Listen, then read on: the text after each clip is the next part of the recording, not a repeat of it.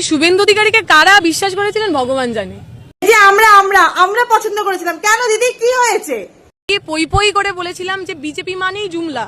2000 আমরা দিদি সারাক্ষণ বলতে থাকি যে সিপিএম মানে সেকুলার দিদি, ওরা হিন্দুবাদী না, ওরা হিন্দুত্ববাদী না, ওরা রাষ্ট্রবাদী না, বুঝতে পেরেছেন? নরেন্দ্র মোদী যা যা কথা বলেছে একটা কথা তারা রাখতে পারেনি। তো আপনারা কোন 3 মাস আপনারা কি করেছেন দিদি? তাও তো আমাদের অন্নপূর্ণা ভান্ডার 3000 টাকা করে পাচ্ছি, আপনারা কি দিয়েছিলেন? তাহলে শুভেন্দু অধিকারী যে তৃণমূলের বরপুত্র, মমতা ব্যানার্জির একেবারে শীর্ষ, সে হঠাৎ এমন কি খেল দেখিয়ে দেবে?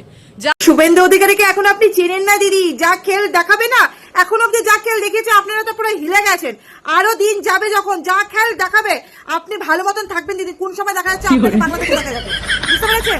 কারণ কি শুভেন্দু অধিকারী জিনিসটাই হচ্ছে এরকম, বাপকা বেটা, বুঝতে পারলেন? মনে হয়েছিল বিজেপি সরকারে আসার আগে করবে, বিজেপি সরকারে আসার পর আমাদের 100% একদম ঠিক। আমিও তাই ভাবছি দিদি, বিজেপি আসার আগে আপনি যেমন আজাদি আজাদি করেছিলেন, আর বিজেপি চলে আসার পর আপনি সেম আজাদি আজাদি করে দিলেন।